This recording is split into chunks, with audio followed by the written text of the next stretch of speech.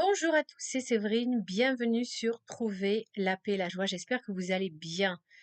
J'ai posté un petit short dimanche par rapport aux élections parce que je voulais mettre en garde contre certains partis qui ont l'air de défendre la civilisation chrétienne alors que ces partis sont dirigés par des personnes qui disent je suis contre le Christ. Donc il ne faut jamais voter pour ces partis. Écoutez ce short, mais aujourd'hui nous allons parler tout simplement des textes de dimanche, de la messe, l'évangile du jour. Nous allons parler de la première lecture, de la deuxième lecture. Donc j'espère que vous étiez tous à la messe dimanche. Donc nous avons commencé la première lecture. C'était tout simplement un extrait de la Genèse, Genèse 3, 9, 15. Donc je vais relire un petit peu le texte. Lorsqu'Adam eut mangé du fruit de l'arbre, le Seigneur Dieu l'appela et lui dit: Où es-tu donc? Il répondit: J'ai entendu ta voix dans le jardin, j'ai pris peur parce que je suis nu et je me suis caché. Le Seigneur reprit: Qui donc t'a dit que tu étais nu? Aurais-tu mangé de l'arbre dont je t'avais interdit de manger? L'homme répondit: La femme que tu m'as donnée, c'est elle qui m'a donné du fruit de l'arbre, et j'en ai mangé. Le Seigneur Dieu dit à la femme: Qu'as-tu fait là? La femme répondit: Le serpent m'a trompée, et j'ai mangé. Alors le Seigneur Dieu dit au serpent: Parce que tu as fait cela, tu seras maudit parmi tous les animaux, et toutes les bêtes des champs tu ramperas sur le vent, tu mangeras de la poussière tous les jours de ta vie. Je mettrai une hostilité entre toi et la femme, entre ta descendance et sa descendance. Celle-ci te meurtrira la tête et toi tu lui meurtriras le talon. Donc dans ce passage, on voit tout simplement la faute originelle qui est découverte en fait par Dieu. C'est-à-dire que Adam et Ève n'ont pas, qui avaient tout pour être heureux au paradis, ils avaient tout. C'est-à-dire ils étaient dans un endroit magnifique, ils n'avaient pas besoin de se fatiguer pour gagner leur pitance. Ils étaient entourés de beauté, de paix, de calme, mais Dieu leur avait seulement dit: n'allez pas goûter à l'arbre de la connaissance. Et Dieu a toujours raison, seulement voilà, ces êtres qui avaient été créés purs et parfaits, eh bien, n'ont pas obéi à Dieu. Et c'est ainsi que le péché originel est arrivé dans l'être humain. Ils ont écouté le serpent qui leur a dit, mais en fait, Dieu vous cache des choses. Si vous voulez être comme Dieu, eh bien, il faut goûter du fruit de l'arbre de la connaissance. Donc, on voit que, qu'est-ce que nous dit ce texte? Eh bien, ce texte nous dit que la parole de Dieu est vérité et que dès qu'on s'éloigne de la parole de Dieu, on rentre dans le péché. Donc ça nous apprend vraiment à ne pas nous laisser tenter, frères et sœurs. Ça nous montre aussi que dans le couple, il faut faire très attention à l'influence qu'on peut avoir sur son conjoint, parce que là, on voit que c'est elle qui se laisse séduire par le malin et qui va inciter son mari au péché. Mais son mari, il a le libre arbitre, il aurait pu refuser. Donc on voit en fait que Ève, elle entraîne la chute du couple. Donc c'est vraiment important dans le couple que les 2 soient alignés sur la volonté de Dieu. Et si ce n'est pas le cas, car il y a beaucoup de couples, notamment souvent des femmes qui sont croyants et le mari qui n'est pas croyant ou qui est moyennement croyant, qui ne va pas à la messe, et bien dans ce cas-là, celui qui est croyant, eh bien il faut qu'il prie énormément pour la conversion de son mari et pour que lui-même reste toujours dans le droit chemin, pour que lui-même ne se laisse jamais convaincre de céder à la tentation. Et on voit en fait que Ève, donc, c'est par elle qu'arrive le péché, parce qu'elle se laisse faire par le serpent. Or, ce qui est intéressant, c'est que dans la lecture de l'Évangile, Jésus finalement, se retrouve dans une situation compliquée où les gens de sa famille veulent le prendre, veulent l'emmener en fait, veulent se saisir de lui. Voilà, les gens de chez lui, voilà, veulent se saisir de lui parce qu'il affirme il a perdu la tête. Donc vous voyez, c'est intéressant que là, les gens de la famille de Jésus ne le reconnaissent même pas, puisqu'ils l'ont connu pendant 30 ans. Il était un simple menuisier, fils de menuisier. Et là, ils ne veulent pas reconnaître qu'il est le Christ, qu'il est le Messie, alors qu'il a évidemment montré qu'il avait une sagesse hors du commun, il a fait des prodiges et des miracles. Donc cela nous montre qu'il ne faut pas refuser la grâce de Dieu quand elle est devant nous. Car voyez, les gens de la famille de Jésus et puis les scribes accusent, voilà, les scribes donc, accusent Jésus en fait d'expulser les démons par le chef des démons, c'est-à-dire Belzéboul, le diable. Et on voit que les gens de la famille de Jésus se laissent convaincre par les scribes qui font un blasphème contre le Saint-Esprit. Parce que si on expulse des démons, c'est parce qu'on est soi-même Dieu. Ou en tout cas, quand ce sont des êtres humains, et non pas Jésus qui expulse ces démons, comme ça peut être des prêtres exorcistes, eh bien, c'est parce qu'ils agissent au nom du Christ. Donc, c'est très important, vraiment, frères et sœurs, moi, ça m'a fait penser à quoi cette parabole? Ça m'a fait penser que souvent dans l'Église chrétienne, il y a ce genre d'accusation. On accuse les autres d'être des diables. On accuse les autres d'être des hérétiques. Et ça, c'est pas possible, frères et sœurs.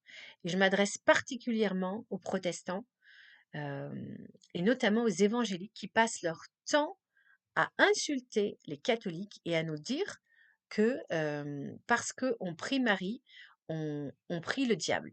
Or, c'est exactement la même chose. Marie, par la prière à Marie, nous obtenons beaucoup de grâce, beaucoup de miracles. On le voit partout dans le monde, dans tous les sanctuaires mariales. Il y a énormément de conversions, de retour au Christ, des miracles, des gens qui retrouvent la santé, des prodiges, et donc que des belles choses. Donc, et ces accusateurs, donc beaucoup d'évangélistes, nous accusent, nous, de prier, en fait, de manière hérétique. Donc, comment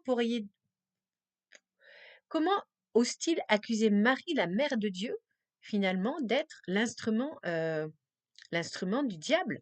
Comment est-ce possible de ne pas reconnaître la grâce de Dieu là où elle passe? Car là où passe Marie, passe la grâce de Dieu. Tout ce que Marie donne aux hommes, c'est par la grâce de Dieu. Et je voudrais vraiment, frères évangéliques, que vous voilà, arrêtiez pardon, de nous accuser d'être des hérétiques et que vous vous remettiez en question. Ce qui est très important, voilà, qui est dit dans ce passage,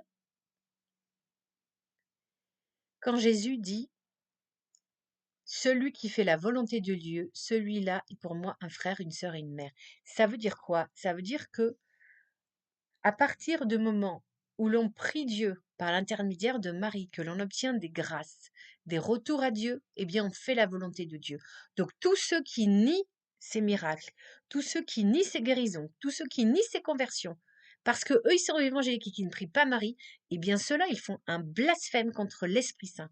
Alors attention frères et sœurs, parce que le blasphème contre l'Esprit Saint ne peut pas être pardonné. Alors je vous donne une mise en garde, frères et sœurs évangéliques, et même il y en a certains catholiques aussi qui ont peur de prier Marie. Mais tout ça, c'est vous êtes influencés par le démon. Ce que Marie nous obtient de Dieu, mais bien sûr que ça vient de Dieu. Ce n'est pas le diable qui lui donne, puisque le diable ne peut pas obtenir des grâces de guérison et de retour à Dieu. Ça n'a aucun sens. Alors je prie pour que vraiment tous ceux qui ne veulent pas reconnaître la médiation de Marie, eh bien, je vous invite vraiment à prier le Saint-Esprit. Je vous invite premièrement à vous abstenir d'insulter et de critiquer ceux qui prient Marie. Dans un premier temps, faites attention aux paroles que vous dites parce que tout est enregistré, vous devrez répondre de tout devant Dieu. Donc, vous ne comprenez pas notre façon de prier, vous n'êtes pas obligé de prier Marie et pourtant, vous vous privez de beaucoup de grâce, je peux vous le dire. Vous n'êtes pas obligé de prier Marie, mais surtout, ne critiquez pas et n'insultez pas ceux qui prient Marie. Au lieu de ça, je vous demande quoi? Je vous demande vraiment de prier l'Esprit Saint. L'Esprit Saint, c'est l'époux de Marie, de prier l'Esprit Saint, de vous demander s'il est bon ou pas de prier Marie. Je vous demande aussi de méditer tous les passages des évangiles dans lesquels apparaît Marie. Il n'y en a pas tant que ça. Laissez-vous guider par l'Esprit Saint, sortez de ce formatage, de ce bourrage de crâne qu'on a mis dans votre tête, parce qu'on vous a dit d'apprendre certaines choses, ne vous demandez même pas d'où vient votre religion. La religion catholique que vous décriez tant, elle descend des apôtres. La religion évangélique, c'est une invention des hommes. Elle descend du 19e siècle. Alors, s'il vous plaît, attention à ce que vous dites et surtout, priez l'Esprit Saint, méditez les évangiles et je pense que comme ça, on arrivera à une union. Parce que vous voyez ce passage où il est dit, voici que ta mère et tes frères sont dehors, ils te cherchent. Jésus leur répond, qui est ma mère, qui sont mes frères? En parcourant du regard ceux qui étaient assis en cercle autour de lui, il dit, voici ma mère et mes frères.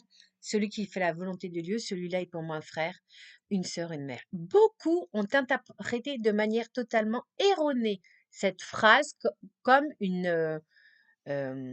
attaque contre Marie. Vous croyez que Jésus va attaquer sa propre mère, que Jésus va dénigrer et amoindrir sa propre mère, qui a été choisie pour porter Dieu en elle? Donc déjà, on sait que Marie, elle est comblée de grâce. C'est l'ange qui lui dit, l'ange la salue. L'ange ne salue pas, ne vénère aucun être humain. Aucun être humain n'est comblé de grâce. Donc en réalité, Jésus, quand il fait ça, c'est pour maintenir sa mère dans l'humilité, parce que voilà, sa mère, c'est la reine de l'humilité. Il n'y a jamais eu aucun être humain qui a été aussi humble que Marie. Et c'est justement quand il dit celui qui fait la volonté de Dieu, celui-là est pour moi un frère, une sœur et une mère. Eh bien, c'est ce que Marie a toujours fait. Donc, en fait, cette phrase-là, ce n'est pas du tout en fait, un dénigrement de sa propre mère, mais c'est au contraire un hommage discret à sa mère pour dire que sa mère, elle a toujours fait la volonté de Dieu, elle a toujours fait ce que l'ange lui a demandé, elle a supporté les persécutions, elle a vu son fils être torturé devant elle, elle ne pouvait rien faire, vous imaginez. Elle a toujours obéi à Dieu, même si parfois elle ne comprenait pas, même si parfois elle souffrait. Donc Marie est bien celle qui fait la volonté de Dieu. Donc elle est doublement la mère du Christ parce qu'elle a été choisie par Dieu et parce que dans son comportement, elle a toujours fait la volonté de Dieu.